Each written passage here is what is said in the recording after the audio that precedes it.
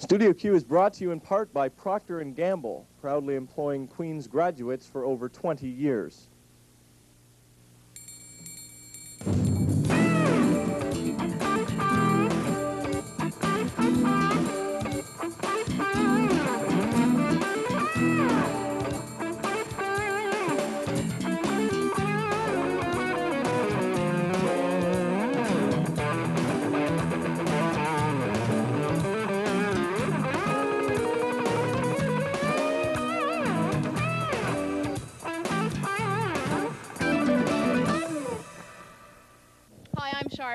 And I'm Graham Abbey. And welcome to Studio Q's Last Show of the Year. We've got another packed show for you again this week, including our second documentary on violence against women on campus. But first, last week, Studio Q produced a story on noise problems at the Quiet Pub. On Wednesday night, these problems came to a head. After complaints of excessive noise from the graduate students who live above the JDUC, Vice Principal Williams decided to close the QP at 11 p.m. as opposed to the regular closing time of 1 a.m. until December 12th, when the pub closes for the holidays. QP's management released a statement Thursday morning. In it, the Quiet Pub apologized for the Vice Principal's actions, but the management also claimed that, quote, "We have broken no rules and have made many concessions to accommodate the noise complaints of graduate students who live above the pub." As well, the statement mentioned that many complaints were based on patron voice levels. This could create a huge impasse between administration and the QP, because the pub asserts that, quote, "Patrons have the right to speak at reasonable levels." Yeah, when it comes to the pubs, he has a final decision. He could, as has happened in the past, in which there have been problems with in the pubs. I believe 2 years ago, one summer, the pubs didn't open for 10 days. So he has that power to do anything he wants with the pubs, to drink prices, everything. Historically, the residence was there first.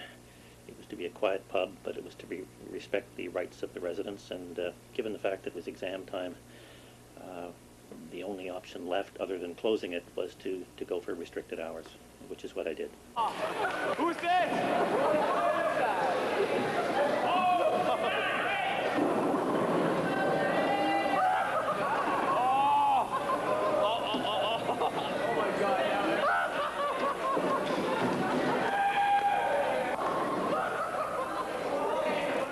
It looks like Vids in the Hall is in trouble. It seems that the budget projections made for the video store by the AMS last year have been extremely inaccurate, and the current AMS executive has to deal with these complications. Zainul Rajan has this on the latest AMS dilemma. Vids in the Hall. Perhaps what may be an unknown entity around campus. Vids in the Hall? Yeah. No idea. What was originally a pet project for last year's AMS has turned out to be somewhat of a sour lemon. Students will end up paying for it, but it was a risk taken last year. Testing out the feasibility of such a project may have appeared to be a harmless idea. This week, however, the AMS presented an updated budget of Vids which stated that continuing operations until April would result in a $60,000 deficit. Besides keeping the store running under current operations, the AMS has two options. They can either reduce inventory and keep the store open until April, resulting in a $53,000 loss, or close it down in January, incurring a $60,000 loss. Tim Wilson blames the deficit on last year's AMS, who had a mandate to keep the store running, knowing they had a $12,000 loss over 3 months. Another problem was the conclusions drawn from the feasibility study last year. They had anticipated, at that time, a break-even point of 14 movies per day. They had to sell 14 movies per day to break even, and I guess they thought they could reach that goal. Unfortunately, this year, we figured it out to be close to 100 movies per day, which, is obviously leading to the problems that we're in right now. This lack of analysis is an accurate conclusion considering the extent of feasibility done by last year's AMS exec was a half-page spreadsheet.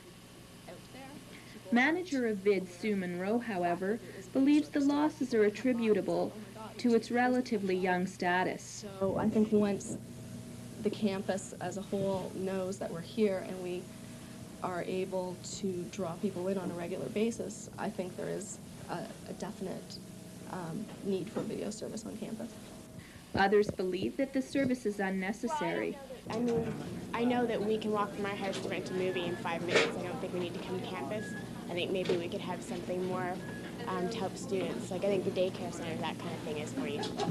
The actual necessity of this service is perhaps the most debated issue. Most students prefer to rent their movies downtown where a wider selection is offered. Vids in the Hall, it's quite a small service, and I don't know that we have the means to capture the video market at Queen's. I mean, a lot of students are going to rent elsewhere, and we have a smaller selection than a lot of other video stores, so I don't know that we have the means to really capture that market. Due to Vids in the Hall's current lease obligations, the most feasible option open to the AMS is to keep the store running until April. Plans to reduce costs include after-hours photocopying, limited hours of operation, as well as a potential renegotiation of the lease. In the meantime, however, it will take a lot more than a few 6-cent copies and 2-for-1 movie rentals to recover the $53,000 losses incurred already. For Studio Q, I'm Zainul Rajan reporting. The first steps towards the privatization of the Queen's MBA program began last Tuesday, when the MBA Board of Directors announced its intention to proceed with plans. The initial proposal would increase tuition from the current level of $5,000 to close to $20,000 a year. And as well, the current 2-year program would be scaled down to a more intensive 1-year term. Supporters of the change claim that increased fees will attract better MBA professionals to Queen's.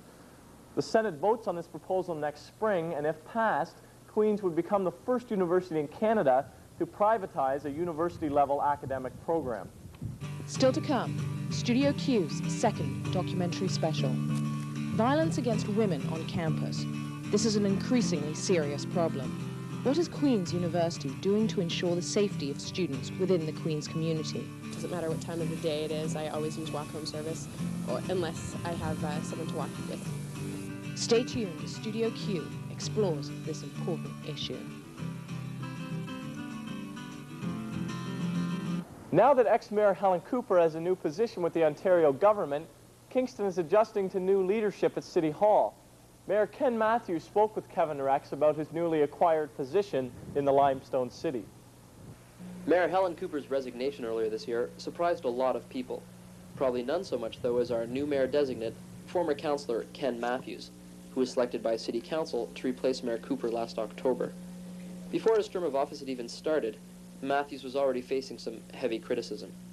It came in response to remarks Matthews allegedly made that were quoted in the Whig Standard. Referring to legal actions pursued by a disabled woman who had allegedly been assaulted by her handybus driver, Matthews was quoted in the Whig as referring to the case as being akin to a kangaroo court. But Matthews says it was all just a big misunderstanding. Well, did you think it was a kangaroo court?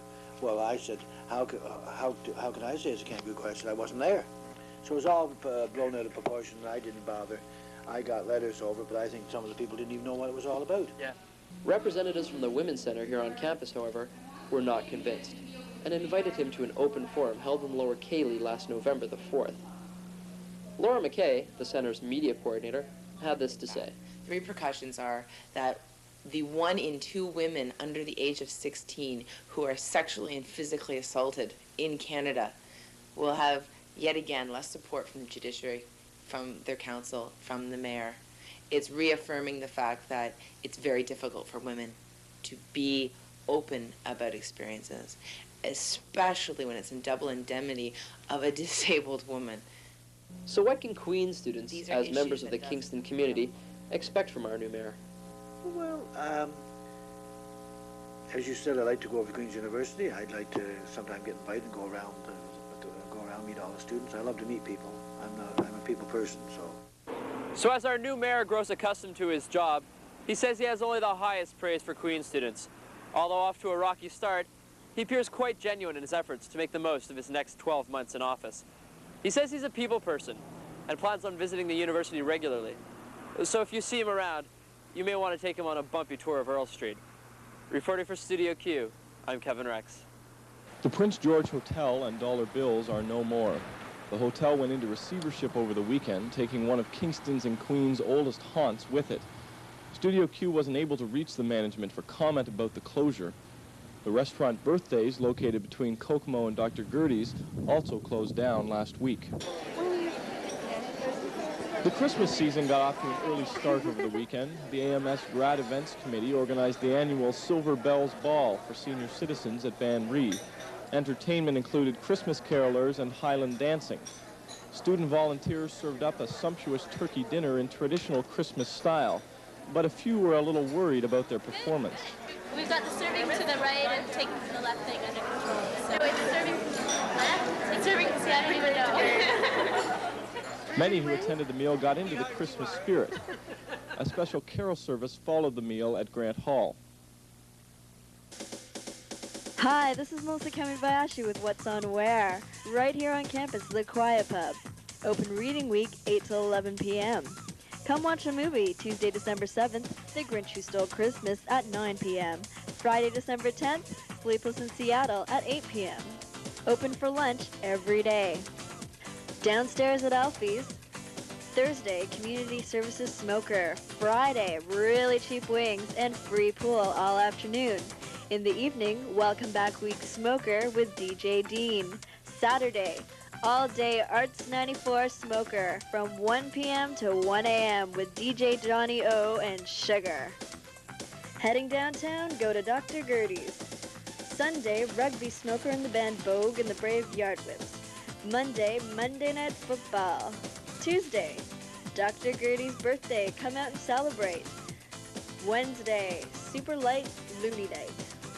Come on out to The Shot, where there's student prices 7 days a week, every night till 10 p.m. Thursdays, watch Simpsons and Seinfeld. Friday, the last Bedhead Friday of the term. Rock with the band from Montreal, Furious Styles.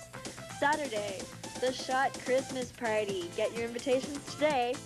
Monday, Monday Night Football. Tuesday, 2 for Tuesday menu specials. Have a great holiday and see you in the new year. Violence against women on campus is a serious problem. And tonight, on our second documentary, Studio Q looks in depth at this serious issue. What is Queen's doing to protect students? And as students, how can we protect ourselves? And what impact does this problem have on the lives of women at Queen's? Tonight, Studio Q searches for the answers.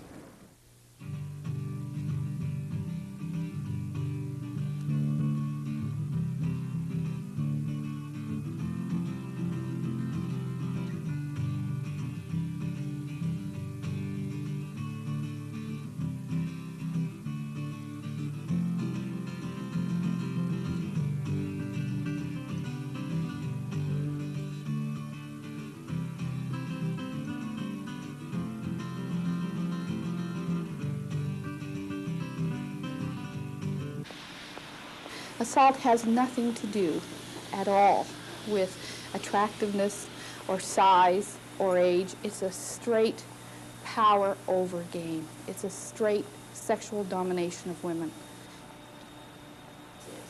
I don't think any place is very safe for women, and I think the campus is no exception. I'm of the opinion that women aren't safe in the public and women aren't safe in the private. He grabbed my neck, and he grabbed my shoulders then, and he pushed me back into the washroom and closed and locked the door behind him.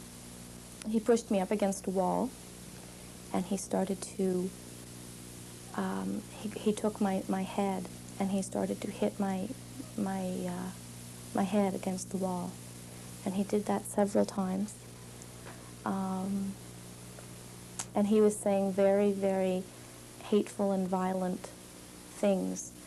And they were against women. It was, "I hate you bitches, and I'm gonna kill all you fucking bitches," were his words. Most campuses aren't safe for women, and I don't think Queen's is any different. I think there have been some steps. Since I was in first year, I've been at Queen's for 5 years. Since first year, there have been some improvements.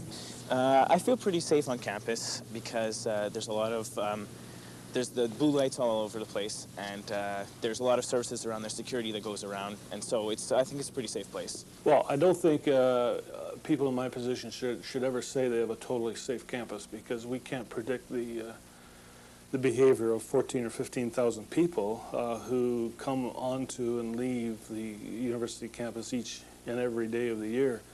All we can do is work as best we can to provide services and programs that will reduce the potential for problems, security and safety problems. Well, besides the very obvious programs such as the emergency lighting that has gone in, the emergency phones that has the blue light on top of them, and we now have 42 outdoor emergency blue light phones and 60 or so of the indoor blue assistance phones that have the 5 features on them. This is one of the blue light phones that we have on campus. What you do is, if you're down here, say, and you feel threatened in some way, or you need help of some kind, just look for the blue light, press this button, brings through to the ERC, the Emergency Report Center, where the operator answers it. Hey Steve, how you doing? And he can hear you from a fair distance away, right Steve? Yeah, I can hear you there. Yeah, so, and then if there's no answer on this end, he'll call the supervisor in and the patrol, and we'll try to get here as fast as we can. Usually we can get here, there'll be a patrol close enough, get here within under a couple of minutes. So. I think we have a very safe campus. I think we can't relax and say that we've accomplished everything that needs to be done. There's always more services and programs that can be implemented, and we're constantly trying to evaluate in the present programs we have and identify new programs that would be of interest to the community.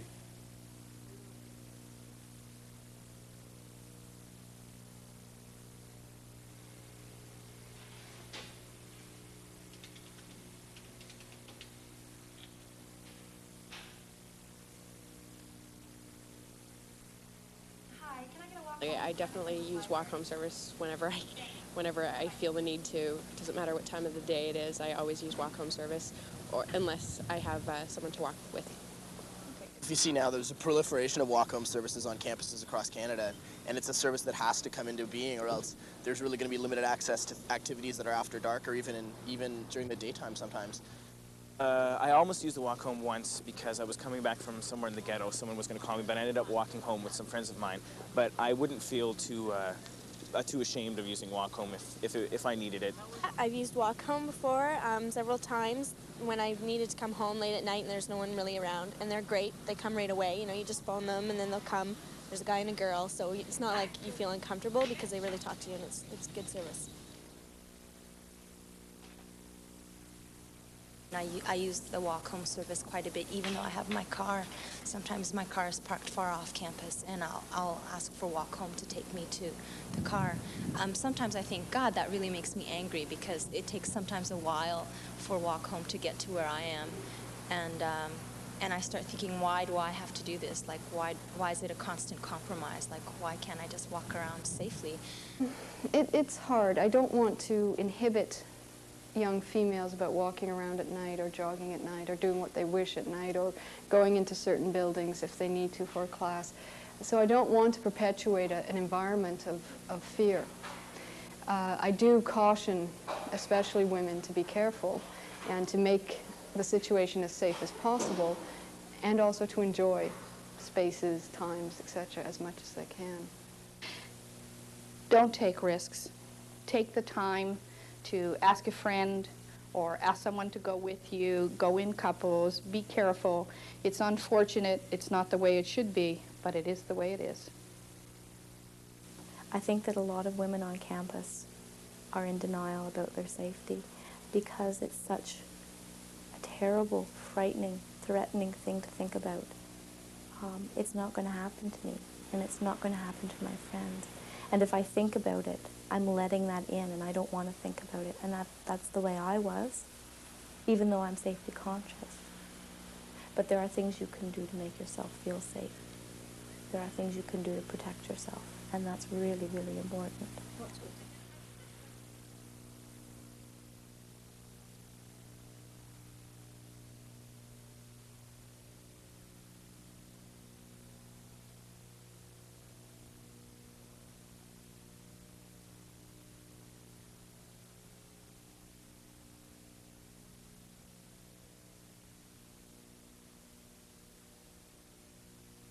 Monday, December the 6th marks the 4th anniversary of the tragic deaths of 14 women in Montreal.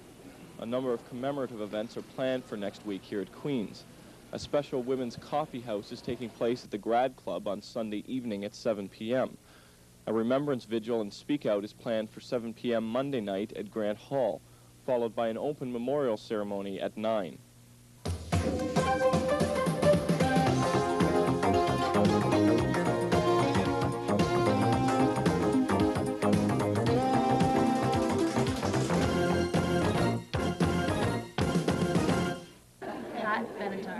Ladies, dead or alive? No, platinum blonde. They got Platinum nice hair. blonde. Very on. Wham. Wham. Yes, sir. Dig, if you will, the picture. You and I engage in a kiss. Genesis. Genesis. Sorry, you too. Holy crew. I guess Genesis? Genesis? Yeah. I don't know. Oh, boy. Boy George? Yeah. Karma, karma, karma, karma, karma, chameleon. You come and go. You come and go. Oh, I don't really have one actually. Kiss? Can you sing a song? No. I grew up in Pembroke. The 80s kind of passed us by. I guess Duran Duran. Duran Duran? I'll go with Duran Duran. Duran Duran. Duran Duran. Duran Duran? Yeah, Rio is the best song ever. Her name is Rio and she dances on the sand.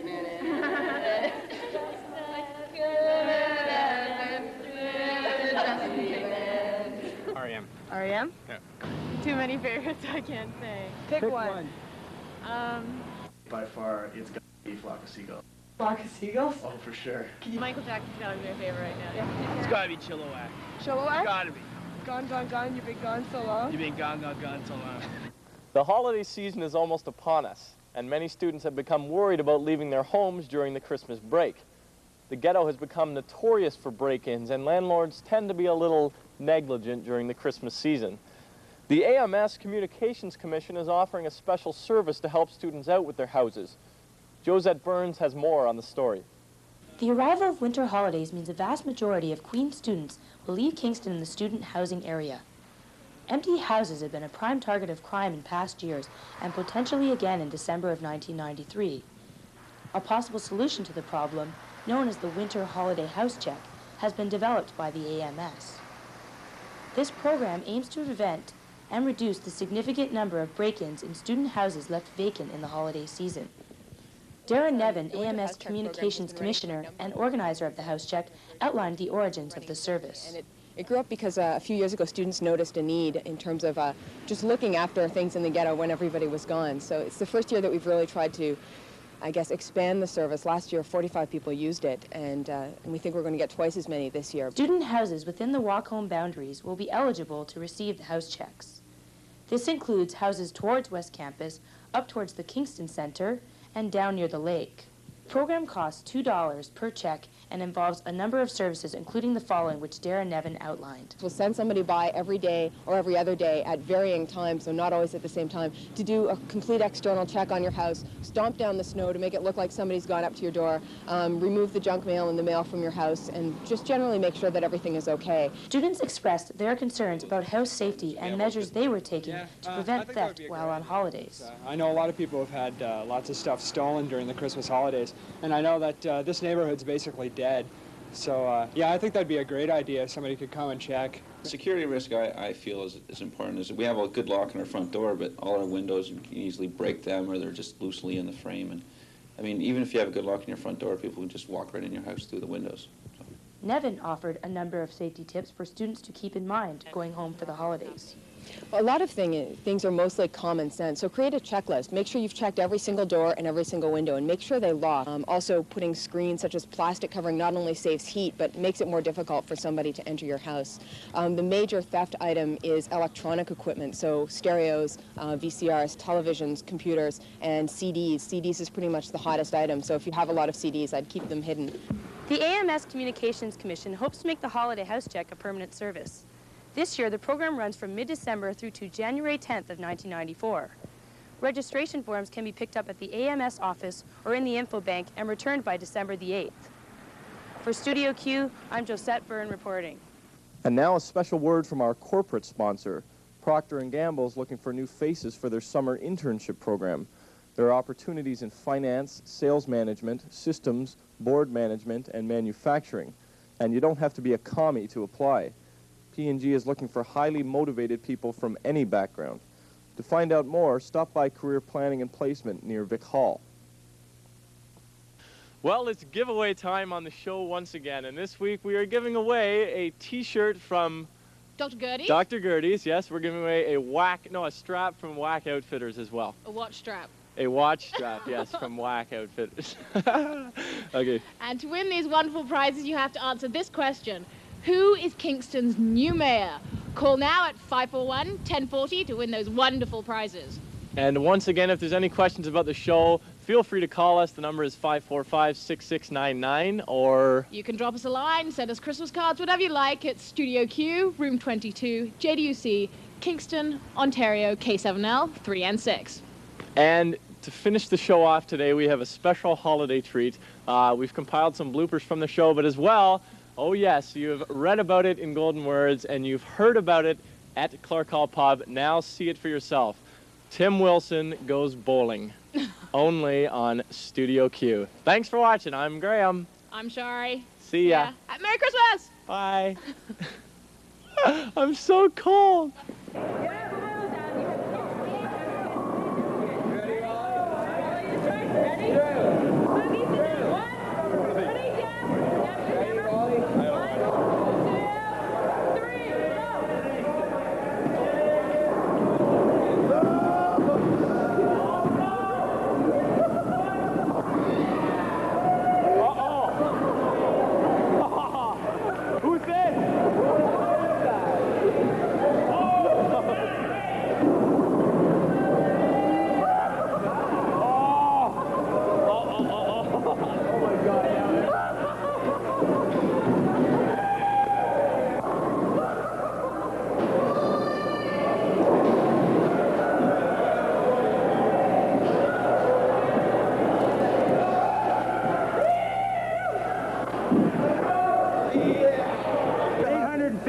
Part. He had it partially supported by his knee. Yeah. By the time I got down there, I was able to shut the machine off in time so it didn't crush him.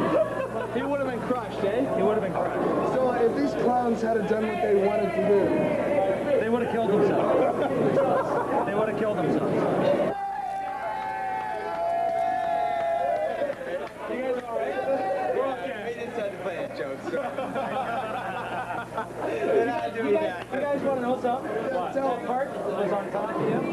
It was only partially supported by your body. The rest of it was by the machine. That's an 850-pound part. And if that machine had a continued cycling, you would have been crushed.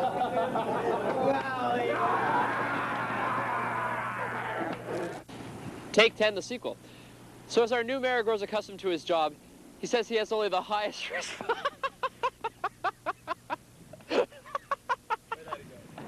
Sure, I don't know about you, but I am not looking forward to next month. I mean, all-nighters.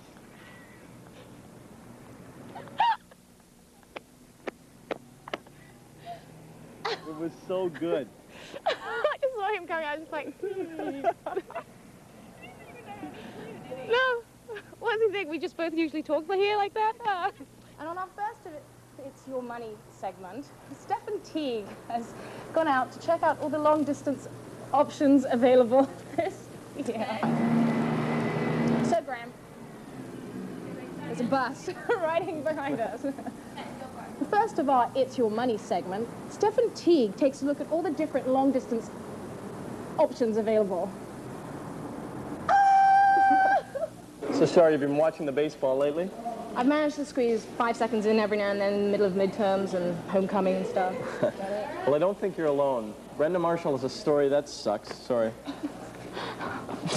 Brenda Marshall has a story that sucks. Oh.